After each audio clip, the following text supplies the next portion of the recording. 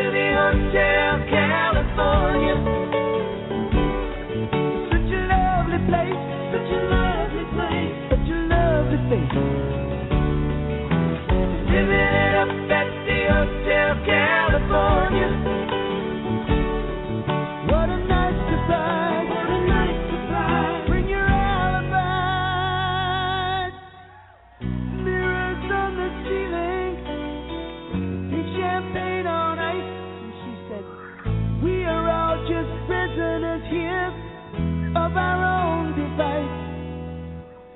In their master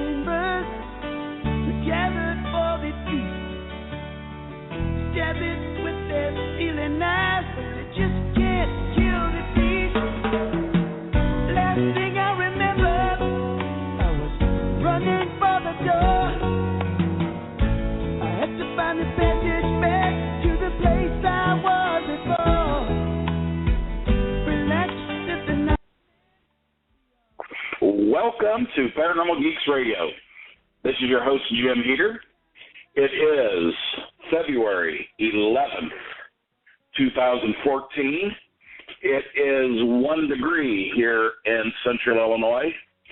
I'm located about 130 miles straight south of Chicago, in the middle of cornfields, bean fields, empty fields right now. But, man, we have not had a day above freezing. I think it's been in 2 weeks. And since the new year, I bet you we don't have more than 4 or 5 days above 32 degrees above freezing here in central Illinois. I am ready to pack my bags and head back to Arizona. Hopefully that's going to be the middle part of this year. I've noticed the last couple shows that I have been running very, very short at the end of the show because of our guests. We just keep talking and talking, lose track of time. So I'm going to do things a little bit different tonight on tonight's show. I'm going to tell about some things that are going on that I myself and my paranormal team, Chips, is going to be helping out with or being involved with in some way. But the first thing I want to talk about, and something I've talked about now for quite a while, is the 2014 UFO Symposium in Elmhurst, Illinois. It is called Evidence in the Skies, not Evidence in Disguise, Evidence in the Skies, and it's being hosted by Paula Harris, who was a guest on the show, 4 weeks ago or so. She's putting this on in Elmhurst. It's going to be, the main focus is going to be the 2006 UFO encounter at O'Hare Airport at Gate C-17. If you don't know anything about this, it's a very, very interesting UFO case. And what makes it interesting is there were witnesses on the ground. There were the witnesses. There were pilots that saw this. There were ground crew that saw this. There were people getting ready to board their planes. They saw this. They saw this UFO above Gate C-17, and when it took off, it just disappeared, but it punched a hole in the cloud. It was a pretty cloudy day that day, but there was this perfect circle, and they could see the blue sky through it, and the UFO was gone. So that's going to be the main topic of this symposium up in Elmhurst. And it's, I don't know if I told the date or not, but it's May 2nd, 3rd, and 4th. And it's going to be hosted by the former CNN anchor Cheryl Jones. And she left CNN a couple of years ago, I believe. But there's all sorts of good guests that are going to be speaking. We're going to have a roundtable discussion about the UFO sighting in Chicago. There's going to be a panel made up of both pilots and journalists. And luckily, I got named as a journalist, so I am actually going to be on this panel. Be up there with the likes of Lee Spiegel, James Fox, a filmmaker, Scott Colborn. He has a radio show, I believe he's out of Nebraska. Just all sorts of very, very cool people, and I'm very, very honored. I was very honored that Paul asked me to be on the panel, and I'm just excited as anything to be there. Now, there is, of course, a cost to go to this, and before March 1st, for the 3 days, for the Friday, Saturday, Sunday, it's $125, $125 per person before March 1st. After that, the price jumps to $150 per person, and that's March 1st and after. Now, there are only 150 seats, and I know that the tickets are going at a fairly good clip. So if you want to go to this, if you're up in the Chicago area, or if you have the means to get to Chicago, this would not be a bad thing, because here in central Illinois, in the Chicago area, We don't have things like this that often. It's once in a blue moon we have something of this caliber with these people, these guests, other than me. I mean, the important guests that are going to be there and going to be speaking. There's also going to be a posthumous award given to J. Allen Hynek. That's going to be Sunday, I believe. I don't know if Yvonne Smith is going to be there. There's just all sorts of good things going to be going on. Let's see. Friday night there's going to be a movie, Out of the Blue, which I've seen. It's a good movie, and then it's followed by a question and answer session with the director, James Fox. So that's going to be a lot of fun. Like I say, I don't know how many times I can say it. I'm really looking forward to this.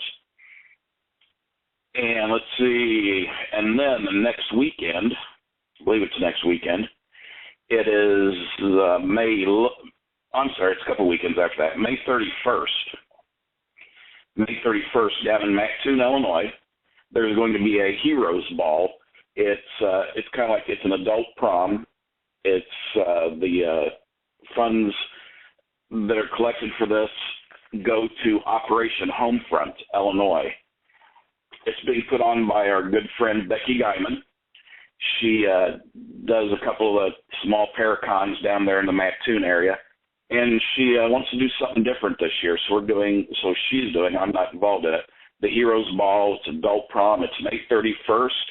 It's down at the Custom Smokehouse in Mattoon, Illinois. And those of you who that were down at the big Ashmore Estates fundraiser last year. It's at the same place. It's that big place where they had it's a big smokehouse on the south end of Mattoon, and it's $25. A single ticket is $25, or it's $40 for a couple. This includes a complimentary prom picture and some other things. They'll have a DJ. They'll have door prizes, raffles. It must be 21 or over to be there. And I say it's a prom type deal. You'll have to get dressed up. So I'm going to have to get dressed up, and I don't dress up that often. So that'll be something to see, something for you to see, or maybe not. Okay, now I'm going to go into our guests. I'm going to tell about our guests now, since I usually run out of time afterwards.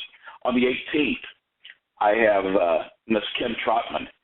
She is a past life regression medium. She also has some UFO experiences that she's going to talk about. Since this is my month, this is February, I chose what I wanted to do, and it's, all 4 weeks are going to be UFO related. So that's going to be an excellent show. And then on February 25th, Mr. Nick Redfern. He's been on the show before, and he's graciously agreed to come back. He's a ufologist and a cryptozoologist, lives down in Texas. As you know, he knows a little bit about everything. He's not only UFOs, he's a little bit into the cryptids, and it's just a delight. It's a lot of fun having him on the show. So he's going to be February 25th. And then I also have my March lineup ready, but I'm not going to release that quite yet. Some of you on Facebook may have already seen it. I did release it in a picture, which that's also a very, very good month. We close March 25th. I do want to say this. I do want to close March 25th, or I close March 25th off with Andrea Perrone. She is one of the children that was involved in The Conjuring, the movie that came out last year. She's written a couple books about it. She's going to be on the show March 25th. I'm really looking forward to that show too. So we have quite a bit going on here in Paranormal Geekland. And I want to thank you all for joining us. I do not have access to chat tonight, so I'm not going to be posting anything. Usually I post email addresses or web addresses of guests and stuff, but I won't be able to do that tonight. But I want to get this show on the road because we are 15 minutes into it already. So I want to tell you a bit about our guest tonight. Of course, it's keeping with the UFOs. Our guest tonight, he started investigating UFOs and the paranormal back in 1986 when he found out that his family, friends, and some coworkers were having some dramatic unexplained encounters. Since then, he has interviewed hundreds of witnesses and investigated a wide variety of paranormal phenomenon. He is a field investigator for MUFON, which is a Mutual UFO Network, a ghost hunter, yay, a paranormal researcher, yay, and the author of 13 books and more than 100 articles on UFOs and the paranormal. His articles have appeared in numerous magazines, including Fate, Atlantis Rising, MUFON UFO Journal, Nexus, Paranormal Magazine, UFO Magazine, Mysteries Magazine, Ufologist, and others. His writing has been translated into several different languages, including German, Portuguese, Chinese, and Icelandic. He also appeared in numerous radio and television programs. His research has been presented in the L.A. Times, the L.A.Daily News, the Dallas Morning News, and other newspapers. He has also taught classes on various paranormal subjects and lectures across the United States. And he currently lives in Reseda, California, and now he can add Paranormal Geeks onto that lengthy resume. So right now I'd like to bring on tonight's guest, Preston Dennett. How are you this evening, sir? I'm doing great, Jim. How are you doing? Oh, not too bad. Not too bad. Hey, we were talking a little bit before the show that you're originally from here in Illinois. Right, yeah, I remember it well. And like I said, I don't miss the cold winters. I moved actually when I was pretty young, but I remember it got so cold that my parents used to actually take the battery out of our car and bring it in each night because otherwise the car would not start. Well, exactly right. And it was back in the late 70s. I think it was 76 or 77. I guess that'd be pretty close to mid. I actually had a battery freeze and crack in my car during one of our cold spells here. And I do remember the wind chill was down like 70 below zero. So that's I remember it. I want to try to forget that though. So we're not going to talk about the cold anymore. We're done talking about the cold. So you moved out of Illinois, moved out west, and it says you started. You developed an interest in the paranormal back in '86, which is probably right about the same time I started really getting into this. What got you into studying the paranormal and UFOs and all this? Yeah, well, it's interesting that you got involved at the same time because I've noticed a lot of people have, right there in the late 80s or so. Mm-hmm. But I grew up very skeptical of UFOs, and my family was, for the most part, also, I thought, very skeptical. Didn't believe in them. I just did not. You know, they weren't taught in schools. I wasn't really exposed to it except on the news, perhaps, in which they kind of treated it tongue-in-cheek. And this report came on the news. It was about a sighting over Alaska. It's now become a very well-known sighting involving a pilot, a commercial Japanese airline pilot, Kenji Toroshi. So, he had a really incredible encounter with a UFO that was easily twice the size of his jet, and it chased him for many miles and appeared on radar and so on. But none of this was on the news. They just kind of said, "Oh, this pilot saw a UFO over the ice cap, ha ha ha," and they laughed about it nervously. And I thought, my God, you know, that's bizarre that a pilot would actually go on the line and lie like that or misperceive, you know. Right. Is what I thought. And but here's where my life kind of took a left turn in the twilight zone. I started asking people that I knew, you know, my family, brothers and sisters, and people at work, and my friends, what they thought of this ridiculous pilot. and got a real shock because I found out. I remember my brother had said he'd seen a UFO as a kid, and nobody in the family really believed him. So, but I asked him again to tell me about it, and he tells me this incredible story where he chased a UFO literally in the car with his two friends, who I later interviewed, and they all gave very, dramatic interviews, very detailed, and so I'm like, wow, yeah, I mean that's pretty interesting. And I asked my sister-in-law what she thought of these UFOs, and she's like, "Oh, I saw one over Van Nuys Air Force Reserve Base with my two friends." I'm like, "Oh, really? Tell me about it." Yeah, and she described this big bright light that was literally hovering over Van Nuys Air Force Base. There were actually three of them. And so I called up her friend, and I'm like, "Tell me about this." And he's like, "Yep, it's true." And so I'm like, "Oh, my God." And so I asked people at work. And this lady, Dorothy, she's like, "Yeah, we saw a UFO come swooping down out of the sky, and it hovered right over our car and followed us home from the library. It takes her 5 minutes to get home, and it took them an hour. So they had missing time, and she doesn't even know what she's talking about." And so I'm picking up UFO books at this time going, expecting to find this is not real, and finding out that it's been researched for decades, and there's a mountain of evidence that's literally being ignored by the mainstream media for the most part. So yeah, it was a real shock. It was a real shock. It hit me like a ton of bricks. It was not good news. I had to reevaluate everything really, and I just kind of became obsessed with the subject. Exactly. Well, that's more or less kind of the way I started. People are going to get tired of hearing me tell this story, but when I was younger, my grandfather used to take the magazine Popular Science, and this was way back when Popular Science had the glossy covers, but the inside pages were still actually paper, rough paper. And every once in a while, they'd have stories about UFOs in there and stuff, and whenever you get done with them, you'd always give them to me to read. And, what is this UFO stuff? And start reading this. And it's like, wow, this stuff is really, it's really out there. And I was on the fence a long time whether I believed in UFOs or not.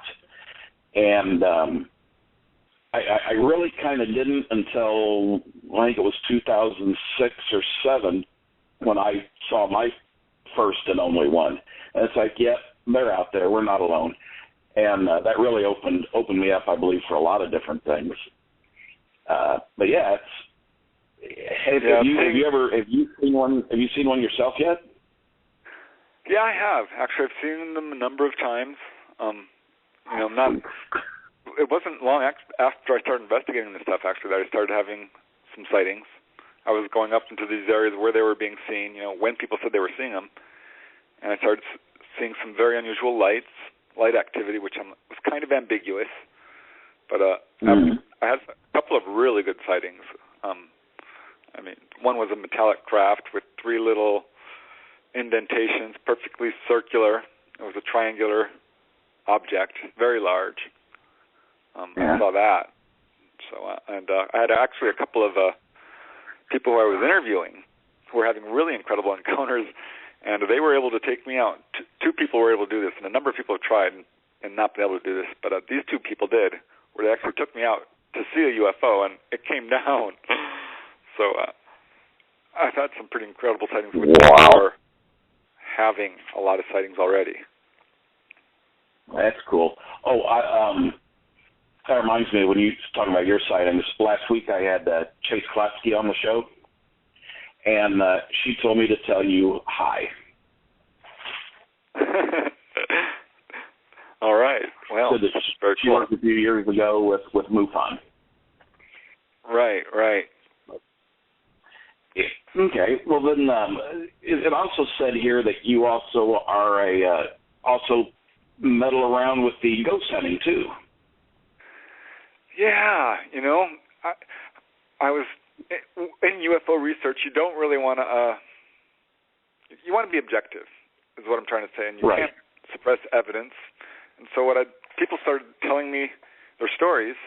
I would leave the questions more and more open-ended because I wanted to get all the information I could out of these people about what they saw and who they were. And a lot of them started telling me about these ghost encounters they had. And I'm like, oh, all right. I never really believed in ghosts, but at a certain point, you start to collect these stories, and you're kind of stuck with them, and you have to make sense of them, of what people, because they're certainly sincere. And it became pretty clear to me that ghosts were real, and that, in fact, to a certain extent, they're related to UFOs and other paranormal phenomena. Exactly. Loosely related. I haven't quite figured it out, actually, but definitely UFOs are interested in people who have had near-death experiences, or are psychic, or are, different. Mm-hmm. Well, we like with my team, it's the Champaign, Illinois Paranormal Society, and also have a small team up in Chicago, which is Chicago, Illinois Paranormal Society. So I think that any team that has the name paranormal in it can't just be stuck with spirits. They have to be a little bit more well-rounded. They have to do the UFOs. They got to do the Bigfoot. They got to do everything that's just like what paranormal means. It's not explained by science. Right. So I noticed a lot of researchers will focus on one particular aspect, and I don't think that's going to solve any mysteries. Because, for example, out-of-body experiences. These are related to UFOs as well, and this keeps turning up. And in one particular case, this airline pilot had a very close-up encounter with a UFO, just your typical saucer. It flew in front of his plane, back and forth, right in front of the windshield, and left. And he was later questioned by an Air Force officer who said, well, have you had any unusual dreams or out-of-body experiences following this encounter? And the pilot answered, well, yeah, actually, I did. I had a really dramatic out-of-body experience in a couple of days right after seeing this UFO. So this is a typical example. I don't know quite what it means, but that sort of thing turns up again and again. Is he still flying? As far as I know, this is an older count from the 70s. I'm not sure. And because usually if they admit to this, or if they say anything about these, they're ordered to do it. But when they do it, it's like signing their death warrant. Just go ahead and pick up your pink slip. Right. Well, that's not true. As far as pilots, I wrote an article about that exact problem called "See a UFO, Lose Your Job," and it outlines a number of cases where this exactly has happened, particularly to police officers and things like this, doctors, and it happened to Kenju Tiroshi, the guy who was flying the jet over Alaska. That was back in 1986. So right, and if I remember right, he was flying a 747. It was a huge aircraft. Right, and he said it was what? 2 or 3 times as large as his aircraft. Yeah, and appeared on his radar and on ground radar, the FAA's radar, which they later denied and called it a split image. But it's a huge case. Mm-hmm. It is. Now, why? Shoot, I just had that question just go right out of my mind. Why do you think it is that the FAA or the government in general does not want to acknowledge the presence of UFOs? Well, there's a million reasons for that. Certainly, it's opening a can of worms, and a lot of aspects of government don't even deal with this sort of thing. The police are a little bit overwhelmed, and they'll refer you to UFO organizations. As far as the Air Force, the lower levels don't deal with it. There's an active cover-up, and they've painted themselves into a corner for 50 years. And it's really, the bottom line is money, I think, and power. There's that 1% that we all talk about who's controlling the wealth and basically choking the entire world economy, is controlling the oil and is controlling this free energy and is not going to release it. Certainly not without a fight. I think if they want to remain in control of the UFO situation, they will, because this stuff is, the UFOs could disclose at any day. I think it's a lot closer than most people think. The whole UFO think you're right. situation, it's very, very mercurial. I mean, this whole situation could change. The cover-up is busting wide open. And, so I think it's pretty exciting times to be involved in UFO research. Yeah, it is, because like I say, it's not going to be very long, and before one of these countries steps up and starts releasing some information.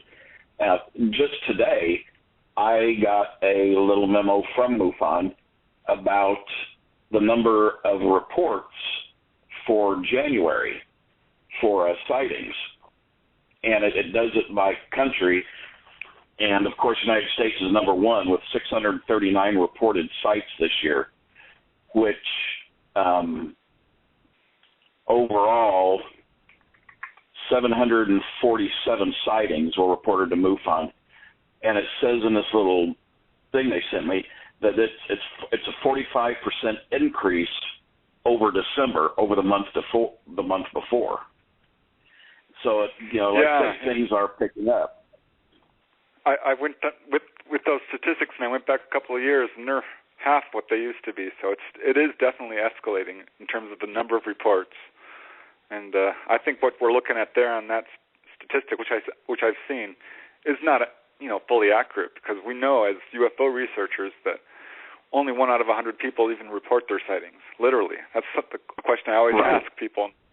And after having interviewed hundreds upon hundreds of people, only a handful of people have called the police or a UFO organization, and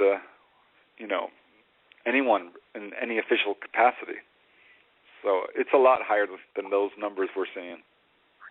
Oh yeah, you see, I didn't report mine, and I might get around to that one of these days. I don't see why I wouldn't, because I'm not worried, because I know it's all confidential and everything. So I just never got around to it. Who do you think? What country do you think is going to be the first one to maybe step up and say, these things are real? So I can just think of maybe 1 or 2, maybe 3 that would even do that. I know the United States isn't going to be one of them. No, I don't think it is. You're right, I think, about that. We've been, behind in civil rights. I think we were one of the last to outlaw slavery and things like this. So, I know. Yeah. We're definitely back. But I think that's a good question. Canada, maybe. I don't know, but someone's going to do it. I think someone's going to do Brazil. Mexico has been very forward. France is moving along. England, they're all moving along ahead of us, and it's trending that way. And I can't see it trending the other way, if you know what I mean. Right. Well, wasn't it Canada's defense minister that has been really outspoken in the UFO? He's come out with a bunch of information. Right. He's talked about the whole free energy thing, and that's the whole crux of the matter. Because with that, we could solve the energy crisis, the environmental crisis, and the economic crisis. Literally, could all be, which to a large extent are manufactured. The economic crisis is definitely something that does not need to be. No. No. And if nobody really understands about what we're talking about the free energy and this information that's out there, would you like to explain to the listeners where this information allegedly came from? This comes from a very wide variety of sources. There are a lot of people coming out within government who've talked about this. And Timothy Good has done research into this. Stephen Greer, a lot of the disclosure people have literally collected hundreds of interviews from these guys. So there's no doubt that our government aspects of it are neck deep involved in this stuff. And when I say our government, the upper levels of the Navy and the Air Force and the Army, these guys who are not elected officials, but who are, there for life if they want, and almost untouchable. Yeah. Right, but a lot of this information originally has come from extraterrestrial, or however you want to put them, from our friends, from them. They've given us some of this information, haven't they? Oh, yeah, and I think that they're pretty careful about that. I mean, they're not going to just hand over technology. I think their efforts have been leaning equally hard towards raising our spiritual awareness. And for example, to support that theory, when someone's taken on board a UFO, as a UFO researcher, we can pretty much predict to a certain extent the kinds of experience they're going to have, because it fits a pattern. And when someone's taken aboard a UFO, for example, they're often laid out and examined, their clothes are removed, and samples are taken, and this sort of thing. And certainly I've heard that a number of times. But the second most common thing, and this is supported by several studies, including Thomas Bullard and my own research and that of other people, the second most common thing is being given messages. And these usually fall into two types. One is environmental, and these are warnings usually of upcoming disasters due to overpopulation or pollution or nuclear proliferation. That's a big one. I mean, that's been going on since the 50s. Right. And the second kinds of messages that people are given usually are more spiritual, I would say, and that people are given alternative methods of healing, or do channeling, or become proficient at out-of-body exploring, or this type of thing, have a psychic awakening, and that's seems to be very common among contactees and abductees. So also that's one of the major. That I think is one of their main agendas, is raising our spiritual awareness and trying to save us from destroying the planet, or maybe it's destroying their experiment, which is us, if you know what I mean, because I think there is genetic manipulation going on. Oh, I do not doubt it. I'm still under the thought that life throughout here on Earth has been an experiment where, say Neanderthal. Well, we didn't quite get that right. Let's get rid of them and let's start with something new. And I honestly do believe that. I mean, I'm a Christian. I'm Southern Baptist. I believe in God. Accepted Jesus Christ as my Savior. I try to make it to church at least once, maybe twice a month. But there's some things you just can't. You got to look another way, if you know what I mean. It's wild. I know exactly what you're talking about. This is what kind of kept me out of UFO research, really, because you're just in for a real roller coaster of idea change. And for example, the fact that we have human-looking ETs really does raise questions, I think, about human origins and who we really are, and did we come from this planet, and the fact that so many of our cultures have these myths about people who come from the sky and teach us, and the whole genetic mixing going back thousands of years makes it clear to me that there is, something to that theory. And I think supporting it is the fact that these ETs are so interested in us and just obsessed with our emotions and our ability to sense things. And this is coming out in a number of cases. They're very, very interested in our abilities to have precognition, to do this sort of thing, and to have such an ability to feel, in terms of taste and touch and emotion and this sort of thing. Yeah. Now, are abductions, are they going up, or are they about steady, or are they dropping, the cases? Well, they're still going on. It's I get this question a lot it's really hard to say, because in my research, abduction cases kind of trickle down, and I don't get a whole lot of what I would call super fresh ones, but occasionally I do. And I have there are recent cases for sure, but for the most case, people don't talk about them immediately, or often they don't. but I don't think they're stopping. No, I think they're still going on, and I don't see it stopping anytime soon. But who knows? Because because what we get is a lot of UFO abductees saying there's going to be big changes. The ETs are telling them this, that, the world is going to be different soon. You better prepare. And they're very vague about it and almost coy, as ETs are. So I don't know quite what this means. What are we moving to the fifth dimension? That's one I've heard a couple of times. What does that mean? Does that mean we're going to wake up all these abilities that we have on the other side, like telekinesis and teleportation and out-of-body exploring and this sort of thing? Because there does seem to be a spiritual awakening, or a thinning of the veils. Even that's another thing I hear. A thinning of the veils. Exactly. That's a good way to put it. I want to let everybody know that our guest tonight is Preston Dennett. If you want to call in and have a question, or you want to talk about an encounter you've had, or you want to tell us that we're just blowing smoke, our phone number is area code 347-826-9996. That's area code 347-826-9996. Now, you touched on the different dimensions. Do you think, is your idea that the ETs are extraterrestrial or interdimensional?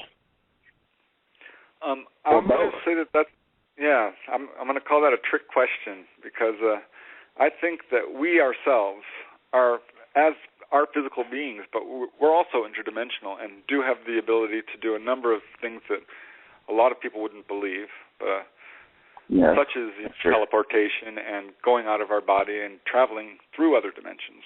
And I think the ETs are proficient at that in a way that's way beyond us. So it's kind of, when we see a UFO, for example, it's not technically flying. It doesn't have wings. It's not moving through the air. It's coming. They're disappearing from thin air sometimes, or disappearing.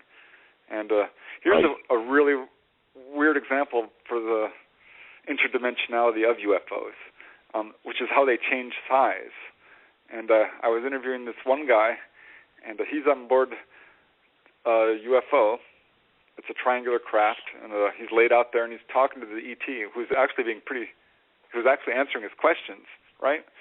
And this guy's asking, well, how big is the ship? And the ET kind of chuckled and said, and these are just your gray type ETs, said, it's as big as we want it to be. It's as big as we need it to be. And I had another guy said the same thing. He noticed when he was on board this craft, which was actually piloted by a praying mantis type, which he said were actually 12 feet tall. And the room kept changing size. He said it was very disorienting. And but this is why I think we're seeing UFOs starting out as little tiny balls of light and expanding to literally a mothership, because they're moving through dimensions and they can change size if they want. Right. Or could it also be, now this just came to my feeble little mind, that there is no real ship, but in this other dimension, that everybody believes that they're being taken onto a ship. So Joe Schmo across the street, he's heard about alien abductions, and they go to a spaceship. He gets abducted, so he's expecting to be in a spaceship, but he's actually just in another dimension, in another room, which these beings can mess with through the mind, put anything in front of them. It's almost like a HUD display, a heads-up display or something, but they see this stuff in front of them, like they're in a green screen room or something. Yeah, I know exactly what you're saying. I'm a believer in these UFOs as craft, because there's sort of a way you can carry it from sightings, which are verified on radar, coming down to landing, leaving landing trace cases, and crashing and leaving metal fragments and so on. So I think we do have metallic ships. There are. Mm-hmm. But on the other hand, I've got cases like you're talking about, which make me kind of force me to take a different viewpoint. Because, for example, here's this lady who I interviewed, and this is wild. It's kind of a interesting case. She was very sick, and was just getting sicker and sicker, and the doctors could not diagnose her.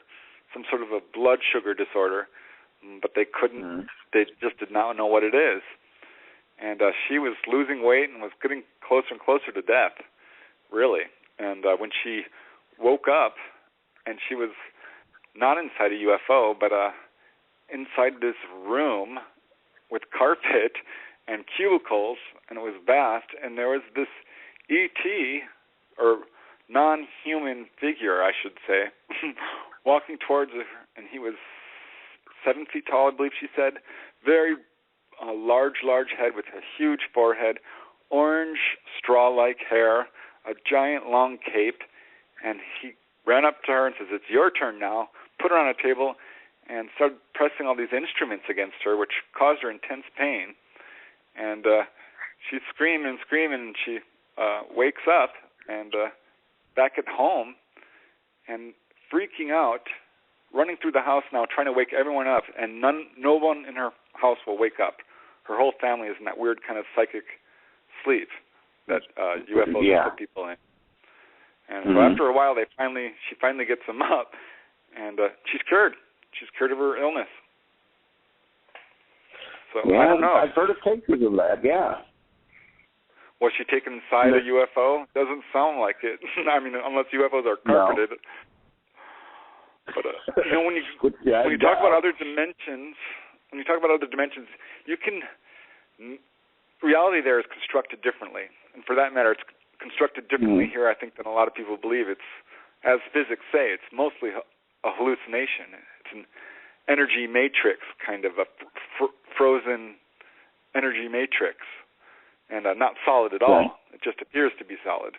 And on the other side, thought rules, and you can construct just about anything, even as a human. So certainly the ETs can, in terms of environment, I mean. Right. I don't know. Maybe that is exactly what's going on. That explains a lot of the variation we see in this UFO field. No, because I remember reading, I am terrible with names, as anybody out there that knows me knows this. But I read somewhere about a lady that was abducted, and after her abduction was over, they gave her a box to take with her. And she, well, what's in the box? They told her to look, and she opened up this box, and it was just this black, nasty mass of gut.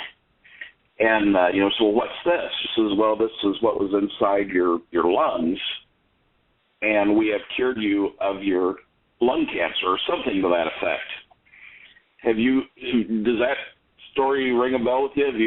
Have you heard that? Or did I just kind of make that up? Yeah, that sounds like the Jim Sparks case. I bet you're right. Because he definitely had that exact thing happen. And I wrote a book, UFO Healings, and this was back in 1996, I believe it was. And that outlined 100 cases. I was going to write an article because I thought, I know of several cases. A police officer who was cured of a flesh wound by a beam of light, and a Peruvian customs official who was cured of rheumatism and nearsightedness, a French doctor who was cured of paralysis and a flesh wound, an axe wound, and a number of other cases like this. And I found that's UFO healing. Yeah, I found I was going to write an article on this sounds interesting, and I found 100 cases, and that was back 20 years ago, or almost 20 years ago, and new cases are still coming out. And I'm going to say there's at least twice that number, 200 cases of UFO healings, which is wild evidence. Yeah. Oh, it is. It really is. Wasn't crud? Like I said, I'm terrible with names. The Snowflake. See, now this I remember. The Snowflake, Arizona abduction with Travis Walton. Right. Travis Walton, yes. Now, wasn't he also? No, he just came back and he had very bad sunburn, or he had very bad burns, right? Yeah. Never mind. I thought maybe he was one of the ones that kind of got cured of something. When they're taken inside a UFO, that's the first thing they think of. I'm like, and some of them call the ETs doctors. So the ETs know a lot more about our human body than even we do. Well, no doubt. They've had plenty of practice. Well, us and cows both. I don't know. Now, I noticed one of your books was about Catalina. I have to run back over here again and look at this other page. And that's, Catalina Islands. I think it was Catalina. Maybe I'm wrong. No, I haven't written a book about that yet, but I've certainly done a lot of research into USOs.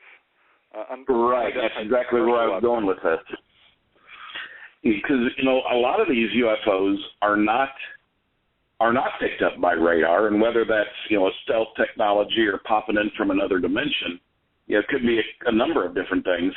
But another reason they might not be picked up on the radar is because of them being an undersea or an underwater base, where they're coming out of an underwater base. Have there been many reports of unexplained sonar images or anything on, from the Navy or anything that you know of? I can't really speak to that specifically, because I'm sure there are a number of cases, and I know of a few cases off the area of Southern California here, not involving the military, but private boaters who did use sonar to see that this object was larger than their boat and about 100 feet down below, right directly beneath them. One guy had all his instruments on his boat malfunction. The compasses, the radio, the lights, everything went completely down right when he came over this object.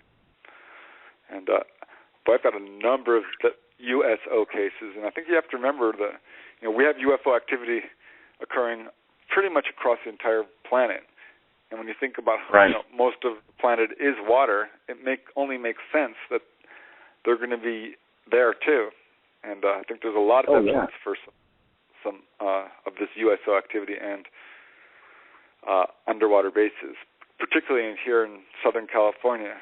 And how it started for me actually was almost as soon as I started doing research in this area, I started collecting these accounts. A number of them were involving these objects which were either floating on the water or coming down out of the sky and going in or coming out. So I collected just a number of them, and there were some in the literature as well. And I wrote this chapter in my book, UFOs over California, about this. And the History Channel, Deep Sea UFOs, got a hold of it and called me up, and we did a episode and followed up with another episode because the first one turned out to be one of their most popular shows ever, they told me.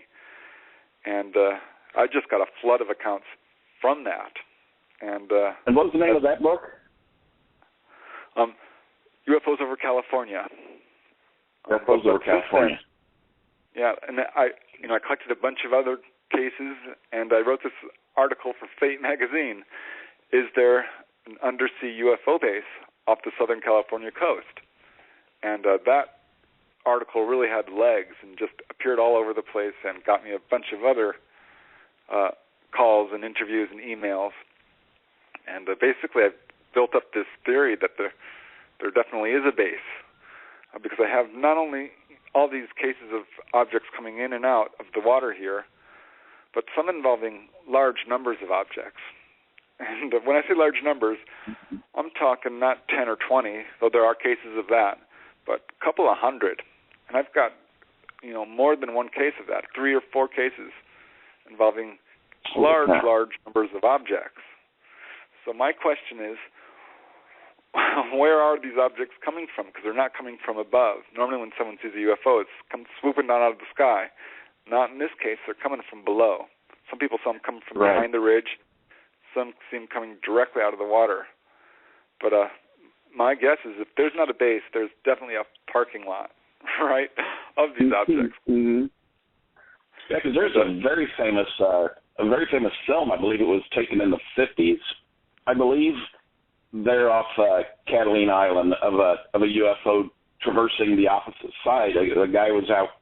I think he was with an oil company or something, and he got a movie of it. Right, I remember that.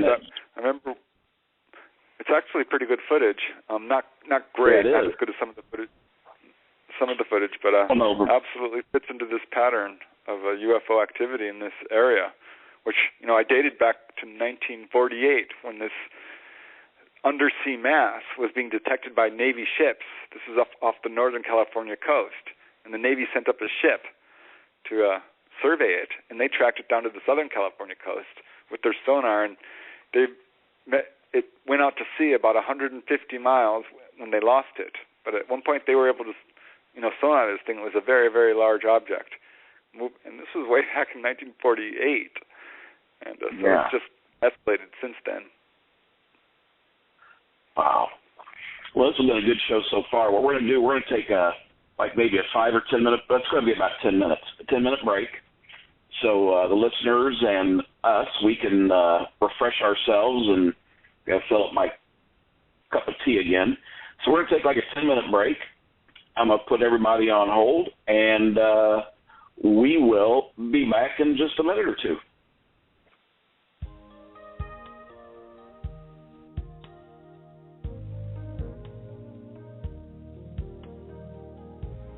Come back again.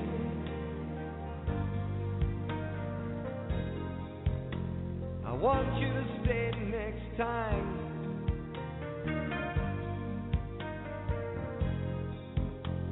Oh, sometimes the world ain't kind when people get lost like you and me. I just made a friend.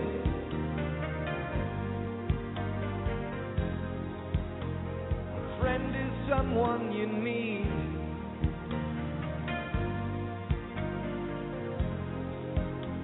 But now that he had to go away, I still feel the words that he might say. Turn on your heart light, let it shine wherever you go. Let it make a happy glow for all the world to see. Turn on your heart light in the middle of a young boy's dream. Don't wake me up too soon.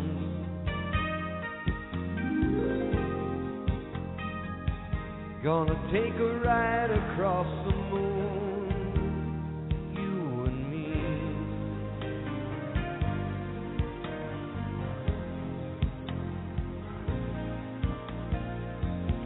He's looking for home.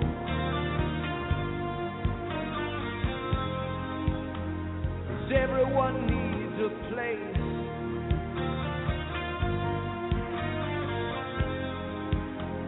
Home's the most excellent place of all. And I'll be right here if you should call me. Turn on your heart light, let it shine wherever you go. Let it make a happy glow for all the world to see. Turn on your heart light in the middle of a young boy's dream. Don't wake me up too soon.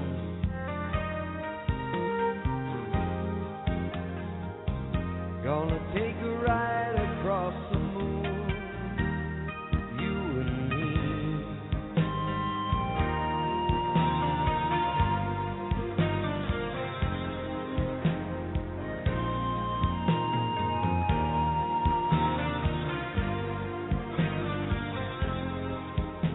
And home's the most excellent place of all. But I'll be right here if you should call me. Turn on your heart light, let it shine wherever you go. Let it make a happy glow for all the world to see.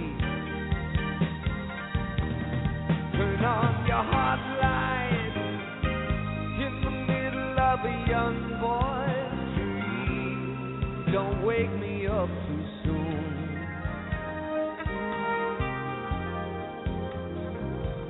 Gonna take a ride across the moon, you and me.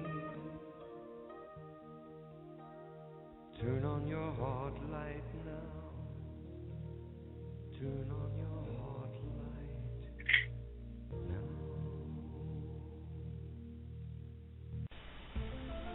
Are you an experienced ghost hunter or just ghost curious? In either case, on your next trip to beautiful Branson, Missouri, make sure you visit Ghosts of Branson. Hi, I'm Dr. Chuck Kennedy, owner of Ghosts of Branson, with over 40 years of experience as a paranormal investigator and an author of over a dozen books. I have personally scouted the best location in the Ozarks. Branson is the vacation capital of America. It is less than a one-day drive to one-third of the U.S. population, and at Ghosts of Branson, we have the ghost tour or investigation that is right for you. On all of our tours, each location is investigated and documented. You won't just hear stories and folklore. Using the night show technology, you will see the photographs and video and hear the EVPs that confirm each location is haunted. Are you a member of a group? Well, then check out our Ghost Hunters Getaway, a weekend to die for. 3 great days of ghost hunting events that you will never forget. So don't wait. Check out ghostsofbranson.com and book your tour or a weekend now. Remember, don't let your vacation be normal. Make it paranormal with Ghosts of Branson.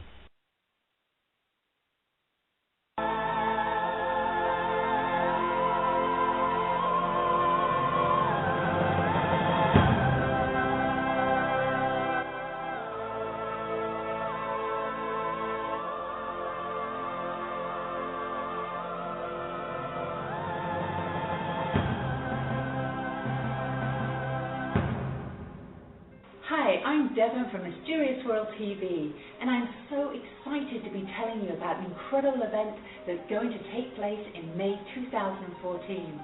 It is the 2014 Starworks USA UFO Symposium, Evidence in the Skies, highlighting the O'Hare incident. The Starworks USA UFO Symposium brings together women and men in the UFO research, reporting, and documentation. The 2014 symposium will be held at the beautiful Clarion Inn Hotel and Waterford Conference Center in Elmhurst, Illinois, between May 2nd to the 4th, 2014. The event will be hosted by former CNN anchor Cheryl Jones. Before I begin telling you about this exciting event, I want to let you know right from the get-go that space is very, very limited. In fact, there's only room for 150 participants. So please register early because you do not want to miss out on this spectacular experience featuring media personalities. The speakers include Cheryl Jones, Lee Spiegel, James Fox, Jennifer Stein, Scott Colburn, Paola Harris, Essen Sakakura, and Sam Maranto. Throughout the weekend, there are special event highlights, including an exceptional welcome party on Friday night. This is the Black and White Media Mixer, and all of the presenters are going to be present. This is a fantastic opportunity to dress up in your cocktail attire and mingle with your favorite presenters, and not to mention the other attendees too. This is followed by the movie Out of the Blue by director James Fox. Plus, there will be a question and answer session with James Fox after the screening. After dinner, everybody is encouraged to spend an exciting evening with Skywatch, which commences on Saturday evening at 9 o'clock. Everybody should bring cameras, infrared devices, and their binoculars. Sunday morning kicks off with an optional morning discussion with abductees. This is held by Yvonne Smith. Participants and vendors, you're going to want to register early because remember, this is limited to only 150 participants, so space is limited. Simply visit www.starworksusa.com and you can register online or even find out more information. You can email expo@starworksusa.com, or even call 303-415-3900. And there is a special conference rate for all participants at the beautiful Clarion Inn Hotel and Waterford Conference Center in Elmhurst, Illinois. Information can be found on the website at starworksusa.com. We are really looking forward to seeing you at the 2014 Starworks USA UFO Symposium, Evidence in the Skies. This is slated to become an exclusive, much talked about academic event. The vision remains committed to serious research and education. We look forward to seeing you there.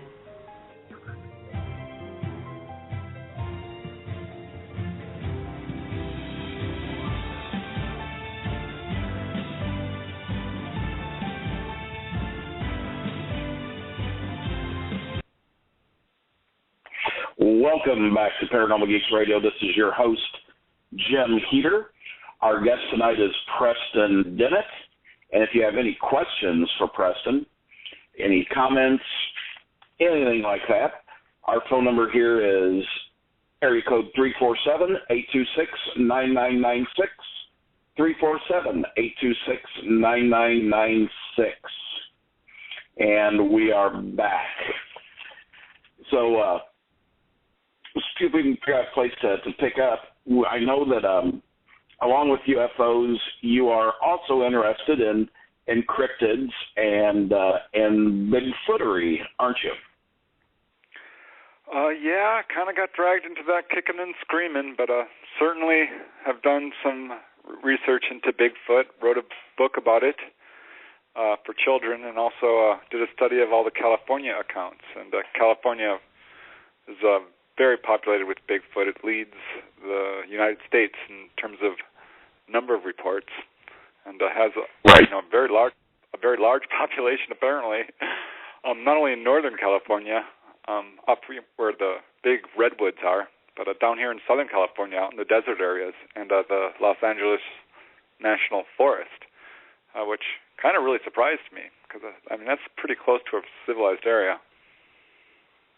Yeah, but it's almost like with any wild animal. I'm not saying that Bigfoot's a wild animal, but with wild animals, they're kind of being forced into civilization. I know I went back to Tucson, Arizona this winter over Christmas holiday, and it had been quite a little while since I flew into Tucson. Usually I fly into Phoenix. But I could not believe how even Tucson has grown out into the mountains, and daily you hear about cougars or, a mule deer or something that gets caught up down in traffic or,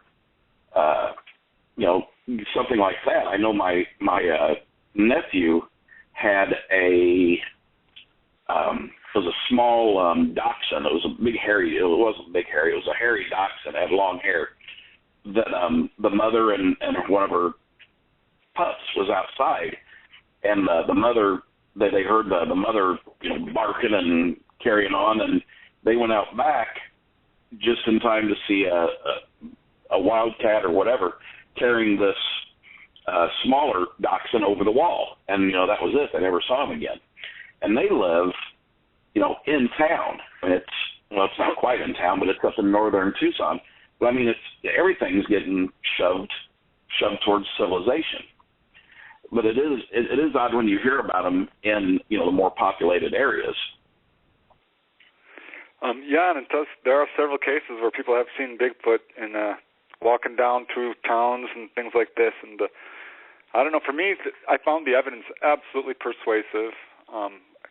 There's so much of it, for one thing, coming from so many different states, and a constant parade of reports from people who are obviously sincere. Some very, very interesting research into the genetics on their hair and fecal samples and things like this. So it's a wild story, and there probably are captured Bigfoot out there, because I surveyed the literature, and there's a number of cases that seem to hit dead ends pretty much every time, where people have captured a Bigfoot or shot one, and the body just is gone. And So I'm thinking they're probably ended up in private hands, like most of the world's treasures, which are not in museums, despite what people think. Most of the stuff is owned by private individuals. So, I wouldn't doubt it. I mean, one of my interests are ancient giants, and you read articles, that they were here. You read articles back in the 1800s, late 1800s, about people digging up these giant bones, and then in the next they talk about it for a little while. Then near the end it says, and so from the Smithsonian Institute took the bones to put in the Smithsonian. Well, they're never seen again. Right. Well, it's funny you mentioned the giants on Earth, because I've heard of it, certainly an occasional article in Fate here and there, but never really paid much attention to it until recently, and am now just completely out of my mind with these, like you say, not only the hundreds of newspaper reports, but we've got stone carvings, there's accounts from Spanish explorers, and the whole Native American tradition where they talked about how, America, they weren't the first here, that the giants lived here first. And it's wild. So many of those newspaper accounts, they all cannot be false. And the Smithsonian is implicated how many times? Over and over again. It's crazy. I thought at one time, I'll send them a Freedom of Information Act. That's not going to do any good because they're not any form of the government. A lot of their funding comes from the government, but it'd be a waste of time sending a Freedom of Information Act to them, because they, from what I understand, is that they say they have no record of having any large skeletons, giant skeletons. So that just seems impossible to me. And what's really interesting is when you look at the fossil record, everything back at that time was twice the size it is now. Bears and rats and dragonflies and everything. So it makes total sense that humans were too. Yeah, it does not surprise me in the least. One of these days, some farmer is going to dig something up, and he's not going to let the Smithsonian know, and he's going to have good proof before it disappears.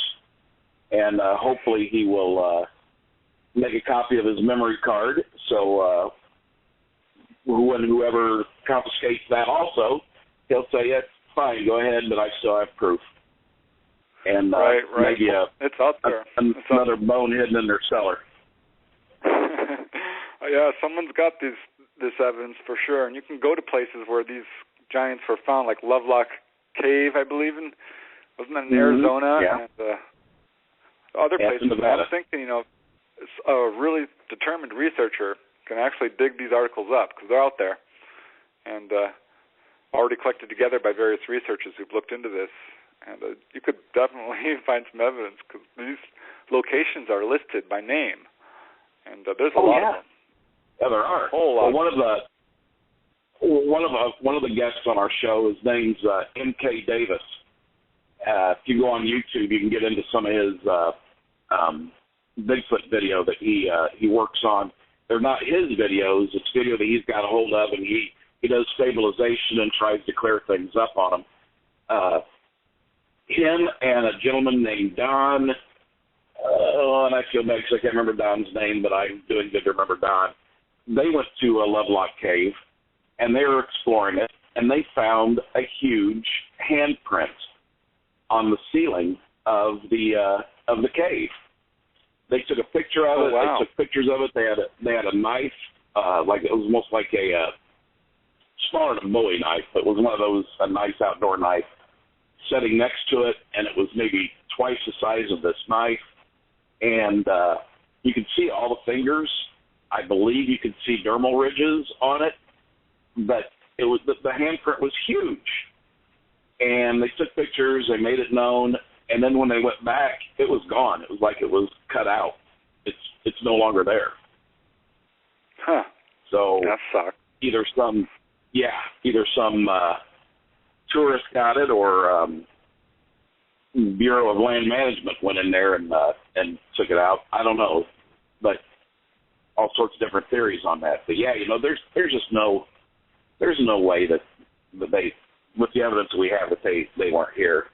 But it's kind of like with talking about UFOs, that you can't tell me that sitting out on your deck at night, sitting in your chair, swatting mosquitoes, looking up at the stars, that you can't believe that we're alone in this huge, big old galaxy of ours.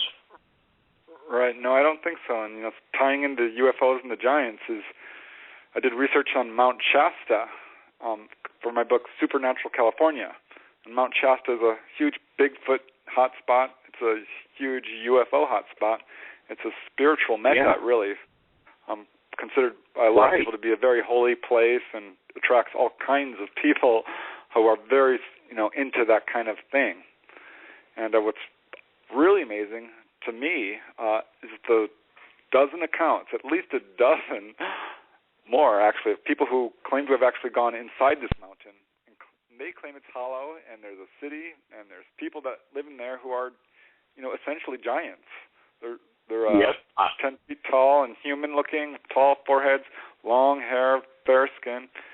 And, if it was one or two accounts, I'd be like, all right, but we got a lot of accounts. And some of these people have brought out artifacts, and they've got pictures of them, and it's just wild. I mean, it's a crazy story, but these giants are still living on Earth in a few places, apparently.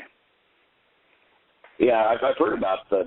I knew Mount Shasta was like a real spiritual place, but I'd heard of like either UFO base or something there that's like an entry or exit from, and there are caves there that you can go throughout the United States. There's that theory too, that there's a tunnel system, cave system that goes all over the United States from the East Coast to the West Coast. Right. Well, the whole hollow Earth theory was kind of what's the word? Not ridiculed, but kind of put to the side and not taken seriously, I guess, by a lot of people. But more evidence is pointing towards, the fact that there's a lot of caves in our planet, and certainly our government, or some aspect, our military, has completely tunneled the United States of America. So we have Area 51 connecting to Edwards Air Force Base, which is connecting to the Catalina Island area, the island on that San Clemente, I believe it is what I was told by a number of sources, 2 or 3. Yeah. So we've totally done that as well. And who knows what's going down underneath our feet.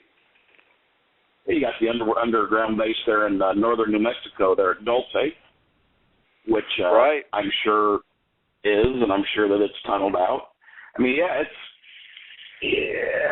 that one is a little bit more, it's a little bit tougher to swallow, but it's not beyond, happening. It very well may be, and that's with everything with the paranormal, investigating anything paranormal. You just have to keep an open mind like that. You can't be all shut in.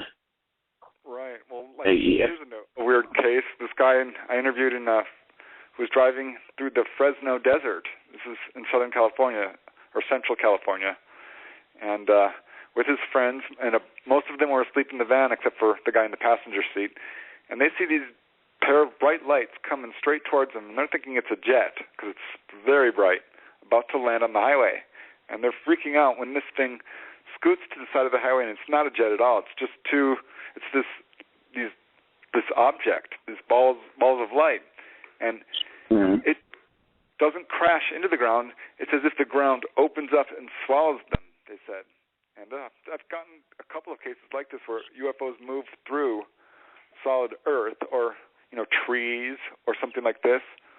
So they have the ability to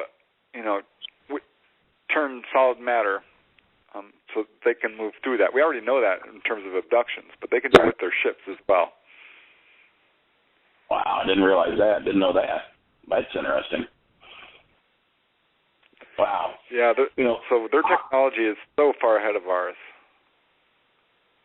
But, it's also interesting how there's a theory that we as humans have made a huge, huge jump in development in, like say, with the size of cell phones and, or off the top of my head, that's the only thing I can think of.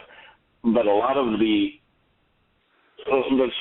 jump in manufacturing and everything is due to back engineering, so maybe the stealth fighter too, back engineering of alien ideas. Right. I think there's some truth to that. And Colonel Corso is, of course, the guy who really put this idea forth in terms of integrated circuits and fiber optics and night vision and a number of different things. But right. I think it's true, because I interviewed a lady, and her case isn't publicly revealed. I mean, I've got her on the radio a couple of times here and there, but she's certainly never written about it or spoken, at conventions. But she worked at China Lake, the Edwards Air Force Base area. Oh, yeah. And was out with the guys once testing out this thing that they told her was recovered from a UFO. And what they wanted to do was go shoot some cows with it. And she got really upset about that because, she loves animals. But she watched these guys test this thing, and it could not only explode, stumps and bushes and rocks and things, it could levitate them as well. And so it had a number of different properties and settings that they were experimenting with. So we have Star Trek, but right there at Edwards Air Force Base and Area 51, just magical technology that these scientists are working on, which must be a blast, but they, from what I understand, don't understand quite a bit of it. And there are even like ships that have crashed that we haven't been able to open, much less pilot. So yes, we're reverse engineering the technology, but it's my guess that most of it is going over our head at this point. Oh yeah, no doubt mine. Now, you mentioned they wanted to go shoot cows and stuff, which is a lot worse than tipping them. But what do you think about the cow, the animal mutilations, the cattle mutilations? Do you think that is something that's? Do you think that's us? Do you think it's one of our black projects, or do you think it is actually UFO related? I think it's probably UFO related, because if it was us, then we're using ET technology, so it could be us. But I don't think so, because it's been going on for quite a while. It's worldwide, and the evidence that's coming from it doesn't seem to be the type of thing that we would do. And what's interesting, though, is it follows particularly. There's an area that's particularly hard hit. Is the New Mexico, Colorado area, where there's been a lot of fallout from nuclear testing. And so there does seem to be some sort of correlation there, according to some researchers. But what's also really interesting is cattle DNA has a lot of sequences in it that are, identical to human. So who knows what it's being used for. But as far as it connected to the government, it's a loose connection. There's some black helicopters, but we don't even get a whole lot of UFOs hovering over the area on the time these mutilations occur, but we get way more of that than helicopters. And some of these mutilations occur on nights which are too windy for any vehicle that we have, just too stormy. There's a couple of cases like that. And I know a couple of them have been like in snowstorms, terrible snowstorms. Right. So the government seems to show interest in these things when it happens, so they're kind of following up on it, what I think the UFOs are doing. But I don't know, there does seem to be a government aspect to it. It's a really weird situation. And same thing maybe with, I'm going to go ahead and touch on crop circles. We've had a guest on here that that for the life of me again I forgot her name, but very, very good with crop circles and stuff. So, and I'm still kind of out on the fence on that. Maybe a 50-50 chance. Well, Barbara Lamb, she's one of the experts on that. You may be talking about her. No. crop circles, that's something I have not done a whole lot of research into, but I do believe that they're valid. I don't think that these are all being made up, though obviously a portion of them are. But Dr. Levengood, he was this guy who was able to determine that some sort of radiation had bursted the nodes in these wheat stalks, and that it wasn't just pressed down, right? And some of these designs are really stupendous. And again, though, there's not a strong UFO connection. You don't get UFOs hovering over these things, and the best we got is a few balls of light, videos of balls of light, which supposedly are hovering over these fields. But not a whole, not a UFO connection like we have with abductions, for example, where people see a UFO in an area and then someone will have an abduction. Well, so I don't know. I don't know what's doing it, but or why. But why? I mean, it's when you get abducted, they give you messages. Maybe these crop circles are supposed to be something that we're supposed to be able to figure out. But, all they are is just pretty and would just make you go, wow. So. Yeah, well, they do have messages. Supposedly some people have, translated them into various things about healing the earth and the Fibonacci sequence, and there's some mathematical things going on there. So it is got some meaning to it, and I think it's who's ever doing it, UFOs, or spirits, or God knows, the Mother Earth, is doing it to raise our awareness, I think, and make us question things and look into a different direction. Well, I hope we start listening, if that's what's going on.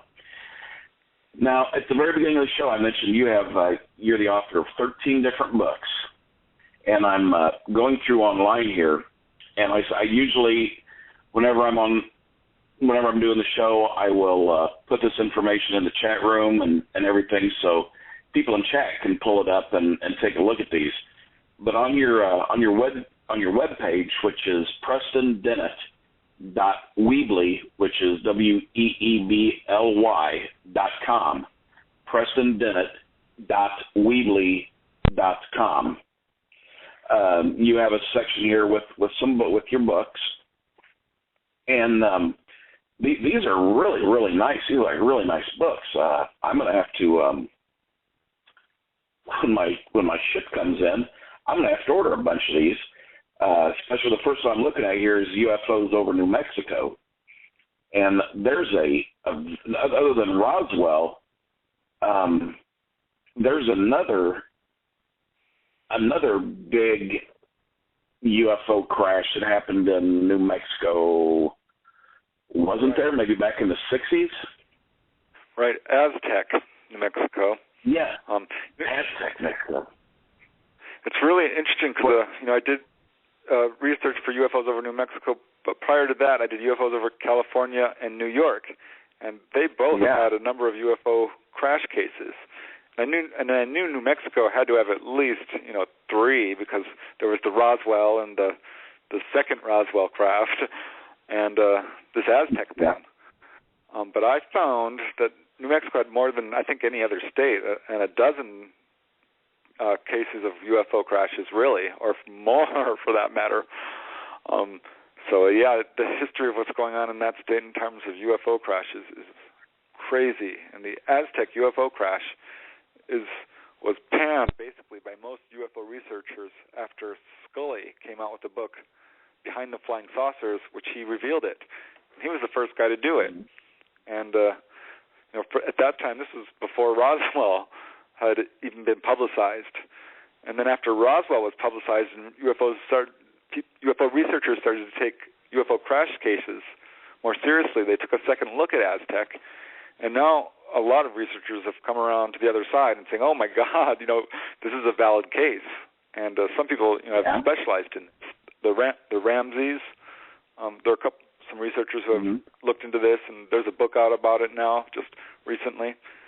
So it's a amazing case, and apparently an important one, because this is a case a lot about their technology. And we recovered, I think it was like 12 ETs from that particular crash. Right. So And then your other one you're talking about, the UFOs over New York, you don't. That's a place you don't really. I'm not just talking about New York City, but the whole state.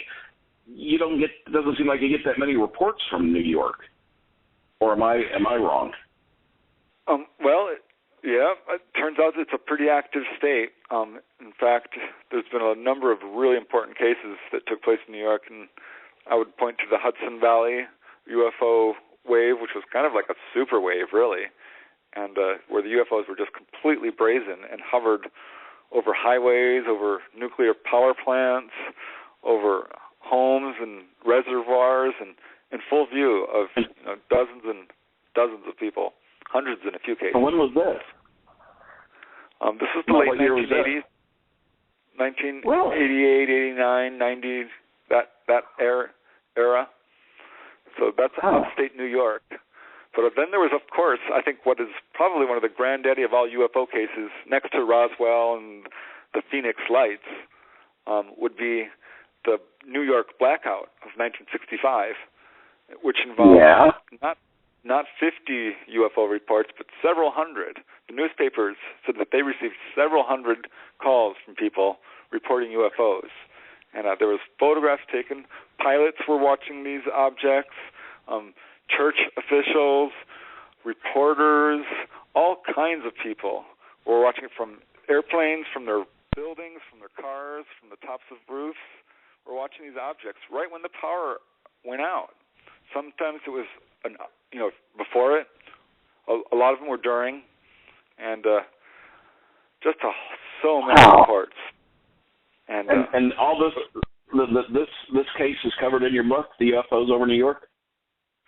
Yes, and this is the largest blackout in the United States up to that time, and it's linked very closely to UFO activity, specifically over the Niagara power plant area, which is where a number of people saw these objects, and really caused high concern at levels of our government, particularly when there was a number of other UFO-related power outages. And what's really interesting about this case is there's one guy, an actor, Stuart Whitman, who was in New York and claimed that he was there and during this outage and was woken up by this UFO hovering outside his window, and a voice spoke to him and said that this power outage had contacted a number of people and is asking them to come forward with this message that this power outage, they caused it, and that it's a demonstration to show that they have the ability to stop all our machines at once, and that we have to stop being so warlike and stop doing, it's that old message again, nuclear, stop messing around with nuclear power and things like this. And Stuart Whitman, to his credit, being a public actor, went forward with this and public, and it wasn't taken too seriously, but people listened enough that his story was at least recorded. That's amazing. Because I remember the blackout and everything, and I vaguely remember hearing, stuff about the UFO being related to UFOs, but I never did really catch on to it like I have, some of the bigger names. But good Lord, this is probably the biggest one. I mean, that had the most effect on the most people. Gosh. Exactly. I mean, it was practically a third of the United States, a fifth of the United States was out of power. And so these UFOs swooped down and said, "Look what we can do. What are you guys doing?" That wasn't, as far as UFOs being hostile, they've hovered over our nuclear power stations many times. Hadn't Head power plant in New York, and they hovered directly over the power plant that had a problem in it and needed something that was looking at that hadn't been noticed until that time. And as far as Malmstrom Air Force Base in South Dakota, they hovered over that one and turned all our things right off. So they're all about nuclear power, and it's no coincidence that the modern age of UFOs coincides with the atomic age. And there's probably a couple hundred cases where people have received what amounts to radiation burns when they get too close to a UFO. So UFOs are all about nuclear power, and they're very interested in what we're doing with it. Oh yes, I know. What was it there at Rendlesham? The day after they went out with Geiger counters and stuff. And on some of the trees and on the ground, they had a very high radioactive reading off of off of some of the trees in the ground there. Right, Well, 7 times normal, I believe it was. You know, which makes me wonder about Fukushima, because what a disaster that is. And I haven't heard a whole lot of UFO activity relating to that. Only some which are kind of rumorous. But I don't know. I don't know what's going on. Now, if anything, it was Godzilla. It was probably Godzilla. He had something to do with it.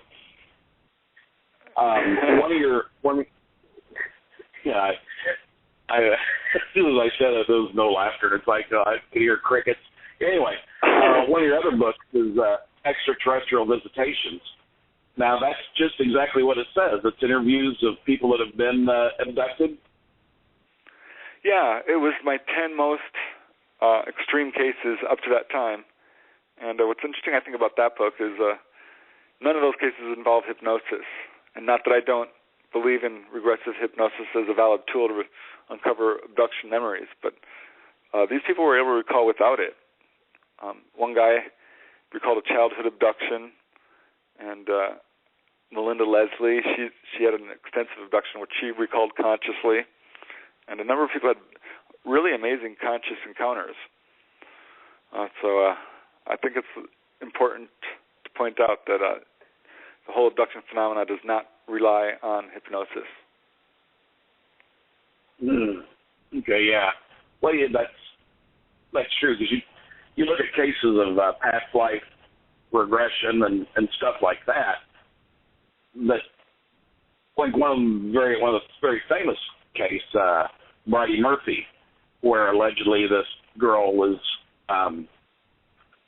not possessed, but she thought one of her past lives was this girl named Bridie Murphy, and she knew all this different language, and she knew stuff about this old town and everything, but it turns out that the lady that lived downstairs from her, who watched her every once in a while, told her stories about her childhood.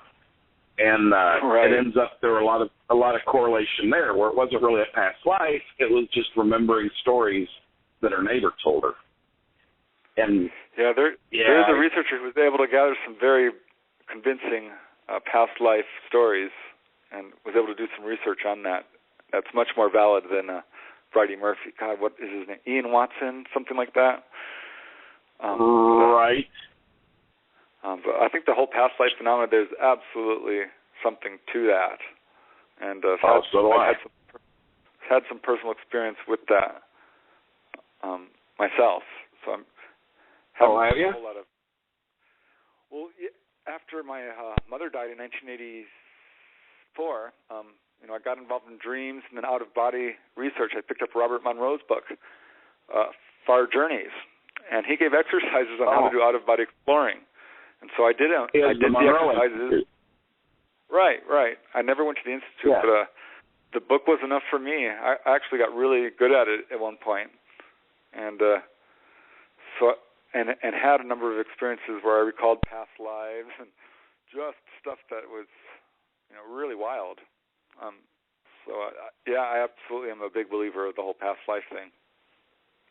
Yeah, I'd really like sometime to have that done, a regression done, because I feel the same way. It's funny how many people run around that say, yes, I know I was Julius Caesar in a past age, or, oh, really? Meet my next door neighbor, he was too. I don't know. You might know each other. I'm sorry, go on. Yeah, it's a whole tricky thing. I haven't done a whole lot into past lives. I've always wondered what it would be like to be regressed myself, but I don't normally even advise people who have undergone UFO experiences to go into regression unless they're dead set on doing it, because what they're going to get is a hypnotically recalled experience, and it's not the same as a waking memory. And I've had some people who have gone through it and been a little disappointed. And you're also opening up a can of worms, because one memory can lead to another, and you start to really question whether this is valid and where is it coming from. So I always caution people about doing hypnosis, and you can recall these things naturally, like I did actually through out-of-body experiences or through meditation and dreams as well. Can provide a lot of answers. we're talking about the past life regressions and stuff. One thing that I'm not too sure. I thought of a way to tie this together, but then it's not working out for me right now. With the way my mind works or doesn't work, both. I can't figure out how to make that transition now. So I'm going to jump back to a little bit about the UFOs and abductions, about stories about abductions when people were returned back to their home or to their car or back to their bed. But, I've heard stories, I think it was from, I had Kathleen Martin on the show a couple times last year, and she was talking about people being returned from the ship or from wherever they are with their clothes on backwards, with stuff that's not their clothes. They got their clothes mixed up. So these extraterrestrials might be able to come millions and millions of miles to get here, but they don't seem too smart getting people dressed back to put them back in their own homes. Right. I wonder about that, because I think in some cases they know exactly what they're doing. Because really they're on top of everything else. If you're seeing a UFO, you can bet that they know about it. And if you're trying to take a picture of them, case after case after case, people are not able to take a picture. The camera fails or runs out of batteries. So they're really on top of things. And I think what we have here is them doing this on purpose to, as a sense of humor or as a calling card to make people question it, saying, look, we were here, and we can prove it. You're not even in your own clothes. Yeah. I could see a couple ETs, a couple grays out there looking in the window when you wake up, and they're just sitting there giggling. We got it. When you're trying to get your shirt off and the buttons are in the back or something. Yeah, and then also being dropped. A lot of cases of people actually being dropped when they're trying to lay them back in bed, and they'll just drop them in bed. And, right. Or they leave them locked outside. And it does sound like something that even if I had that power, that's something I would do to be funny. So yeah. I guess that could be it. Well, UFOs have some very strange behavior. I mean, doing this research for UFOs over New Mexico, and I just finished UFOs over Nevada now. There's a lot of these cases where UFOs are being seen on the highways, chasing cars and playing cat and mouse, and literally just swooping down and having fun with these people.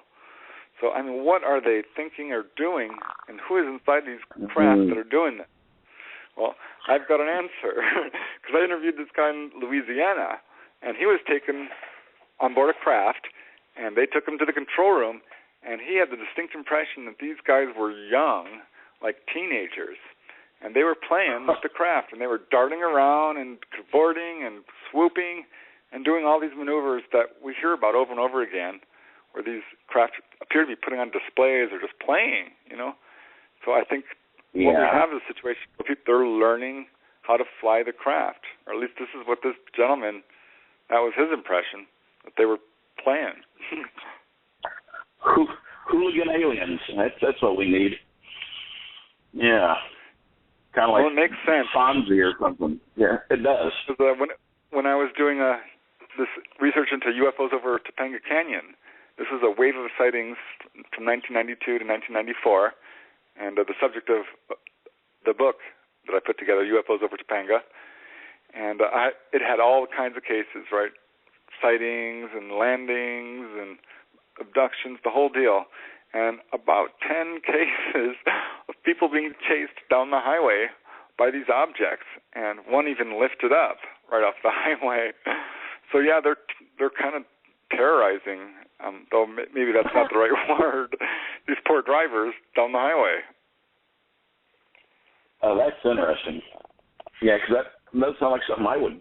Like I said, if I had that power, I'd be doing all this stuff. I'd be doing all that stuff. Now, one of your books is UFOs over California, and do you touch on the attack on L.A. in this one? Yeah, absolutely, which is a very interesting case, and I think the first time we shot at a UFO, I can't, or certainly one of the first times, and one of the first times it caused a congressional investigation, and it's when we began to cover up, and we possibly even recovered a craft off the coast there from all this gunfire. I think it was 1,400 rounds that we shot at it was over UFO, 1,000, yep. which just hovered there and ended up killing 7 people due to falling debris and heart attacks and car accidents. I shouldn't laugh, but I mean it's yeah. I mean, talk about bungling. They bungled that one bad, and they said, "Oh, nothing happened." And then the photograph came out in the New York Times, and they're like, "Oh, it was a balloon." Well, there's searchlights on it, and it hovered there in place for 6 hours. There were a bunch of smaller craft. It was silent. It moved away the way it had come. So that makes no sense. And so they're like, "Oh, well, we don't know what it was." And we only got this information out through the Freedom of Information Act. Right. Yeah, and like I say, that picture you're talking about is a very famous picture of the searchlights, and you can also see some tracer rounds in the picture. Right. And but if it's cases like this out in L.A., and then you talk about the case there in D.C., which was at 52, 53, something like that, of where the UFOs kind of invaded Washington, D.C. Right. And people say, "Oh, the skeptics are like, how come it hasn't landed on the lawn of the White House lawn?" Well, they tried in the 50s twice, and what did we do? We chased after them with jets. Yep. I mean, and there's good eyewitness. I mean, there's hundreds and hundreds of people eyewitness accounts of that even happening. And you can't, like I say, you can't sit and think that we are not alone when you have a case like Rendlesham, when you have all these Air Force officers and enlisted men, going up and actually touching this, and then try to explain it off as a lighthouse. A place like a case like Sag Harbor, where you have obviously something underwater, and you have dive teams going down and coming back up saying they can't talk about it. All these the whole things UFO situation the UFO situation is about to explode, because we're at that point where it's an open conspiracy now. The majority of people do believe in UFOs. The information is coming out. And it's just it's so delicate, I think, that I just cannot see it remaining in this kind of so tense right now. I mean, something's got to break. Is the common layperson, do you think the common layperson in the United States or in the world is ready for something like this, for this type of disclosure? Well, I don't know. And I think to a certain extent UFOs are wiser than to just appear in very large numbers, because we do have a tendency to deify and demonify anyone that's different from us. And just looking at our warlike ways, I think, is the number one reason we haven't had open official contact with the public. I think the military is working with the ETs, and certainly there's cases of that in Rendlesham and in Area 51 and Edwards and a number of other areas. So we know that they're among us, they're working with us, and they're already officially out there. But in terms of, announcing themselves, I don't know if they're going to do that until we come together in some way and stop the wars, or at least stop killing people and start feeding people. You know what I mean? Because with all the starving and the genocide, it's ridiculous. It really is, and the way, if anything's going to make it pop or make them say, "Hey, we got to step in," is a war in the Middle East. Because to me, this is my opinion anyway, because over there they are so jumpy with throwing around, well, we'll just use nuclear weapons on them. If they attack us, we got nukes. That's so easily thrown around, where if something does start coming down to a boil, that's when they're going to step in and say, hey, folks, like hovering over the dome there in Jerusalem and saying, guys, put your weapon, take your finger off that button. It is scary. I don't know. I don't think we can count on UFOs to save us, but there's one case I have where a lady, she had a really remarkable experience where she's had a lifetime of contact and often wakes up and finds herself on UFOs, and for some reason they just pick on her. And she woke up, found herself on a UFO, and she was, where am I? This looks like, Colombia or something, somewhere in South America, because she's looking out the windows, and this volcano explodes, and this ash cloud, or this river of ash and water and mud, sweeps through the town, killing all these people. But before it does, she goes down there with this UFO crew, and they're rescuing all these people. This is what she recalled, right? And they got there was more than one UFO, and they pulled up hundreds of these people and put them on the craft. And different people were on the craft of different races, but all these people, of course, were from Colombia. And she's thinking, Right. And so she wakes up the next morning going, oh, my God, what the hell is that? What is going on? And turns on the news and finds out that this volcanic eruption is actually occurring, at that time. And she's like, wow, I wonder if this is real. And apparently it is, because she had details which confirmed that these UFOs were actually picking people up. Wow. Now that's an interesting. Yeah. Now we have like 7 minutes left in the show. What would you say in all your investigations through MUFON and everything, and just your private investigations? What would you say is your most odd UFO story? Not necessarily abduction, but even All right, yeah. Well, there's quite a few to pick from, but one that comes to mind is this lady, Shirley was her name, I believe.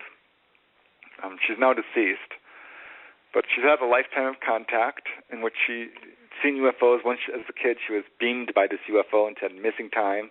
She'd often wake up with scars and weird sticks in her bed and her clothes dirty and things like this. And she never really looked into it or thought much about it. Had a lot of close-up UFO sightings. Then as a young woman, she's driving through the Wasatch Mountains, or I forget what they're called, in New Jersey, Watchung. I forget what they're called. At any rate, she's driving through this very secluded area, and it's late at night, and she crashes her motorcycle. And this is an old-fashioned motorcycle with an old-fashioned kick starter. And in the crash, she pretty much destroys the Kickstarter. It's all bent up, and she cannot restart her bike. She's fine, but now she's trapped on this highway. It's late at night. It's very cold, and she's in a dire situation because no one's going to come driving by where she's at.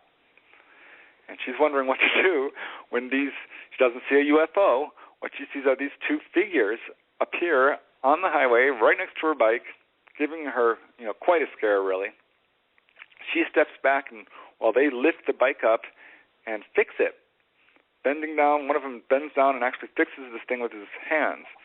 And these figures are dressed, she says, well, they look naked, really. They were, or perhaps in white jumpsuits. They were bald, had very large, dark eyes, no hair, slightly larger than normal head, but actually could have passed for human if they were wearing clothes and dark sunglasses and a hat and cover up their skin a little bit because looked really mostly human. And they were very friendly, looked at her, set the bike up. And mind you, this lady is 100% sincere. Absolutely, she's telling the truth. It's got a lot of witnesses to support her case. And this is what she says happened, which is just definitely one of my most unusual cases. They stepped back from the bike. She jumps on it and takes off because she's pretty frightened, actually, by these guys. But she calls them my friends, is what she calls them. Wow. That is a good story. with all the different other rumor has it, or someone's come up with the figure of around 60 different alien races, or roughly 60. Right. What would you say is the most common that visit us here on Earth? Well, in my own research, I have to say that the Greys do dominate, and 70% about are some variation of the Greys. Okay. From 3 to 5 feet, and some are unemotional, some are very emotional. But I've gotten a lot of also praying mantis. I've only gotten maybe 1 or 2 reptilian, and that was kind of peripheral. I never actually got any reptilian cases, so I don't know about that. And a few smattering of kind of unusual dwarf type and or robotic type, and more and more human looking. A number of absolutely human looking, which I'm getting more of. So I don't know. You definitely get a smorgasbord a little bit, which is a little baffling to me. And I don't know. Right? It's like a parade out there. They're all coming to see some big event. They're coming to see the humans, there's something apparently really unusual about us. There's something very momentous about to happen. I don't know, but we seem to be attracting a lot of attention from a number of different races. That's very, very true. Well, we got about a little less than 3 minutes left. How can someone get a hold of you, and how can people get a hold of these books? Because I know what I'm going to be. Your book sales are going to go up here probably in the next couple of weeks, just for me. How do people get a hold of you, and how do they get your books? You can go to my website, which is PrestonDennett.weebly.com. It's just my name with the .weebly, and you can actually just Google my name, really, and it'll take you right there. And on my website, I have all my books listed there with excerpts, actually, so you can take a look inside the books and see what they're about. And you can actually also contact me through my website, and I'm always happy to talk to people if they've got comments or if they have any questions or would like to share their stories. I'm love to correspond with them. And hopefully you can also find my book at bookstores near you. But definitely through Amazon.com for sure. Oh, Amazon. Okay, cool. Well, I want to thank you very much for being on the show. Would you like to come back in a month or two, and we'll pick up this and go even deeper? Oh, sure. Yeah, I've got a number of different topics we didn't even touch on, such as human levitation or out-of-body exploring or ghosts, for that matter. Exactly. Okay, well, thanks again for being on the show. Folks, this is Preston Dennett. Like I say, you can get a hold of him on his website, which is PrestonDennett.weebly.com. Books and all sorts of information. As you can tell, he's a good guy and very, very knowledgeable. Preston, thank you very much for being on the show tonight. Oh, my pleasure. Thanks for the opportunity. All right, you stay warm in California. All right, thanks. All right, good night. Great show. I love this show. This is a good one. A little bit of everything. Well, folks, we got like 40 seconds left of the show. I want to thank everybody for tuning in, for listening, people in chat. Hopefully next week I'll be able to be in chat so I can give you some information on the guests. Thank you all for being here. And also, hopefully next Tuesday, where our guest is Kim Trotman, it'll be a little bit warmer than, let's see, it is now -2. It's -2 here in Central Illinois. Love it. Well, y'all have a good evening. Thank you very much. God bless you.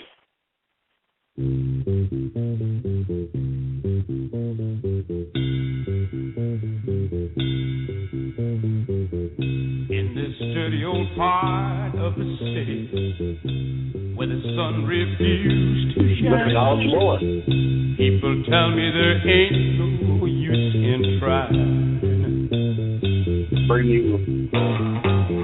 Now, my girl, you're so young and pretty, and one thing I know is true: you'll be dead before your time is due. I know.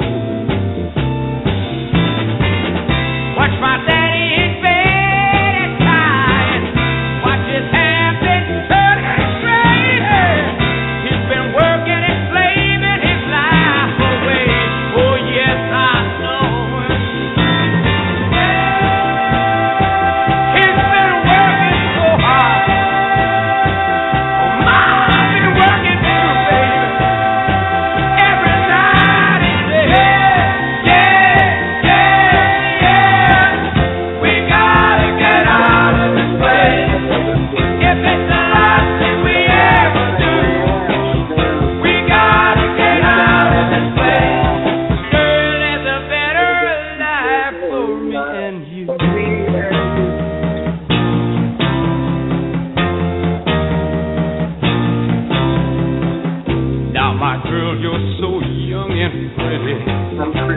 And one thing I know is true, yeah. You'll be dead before your time is due. Know it. Watch my daddy his bed inside. Watch his hair been a turning gray. He's been working and slaving his life away. I know he's been working so hard. I've been working too, baby. Every day, baby.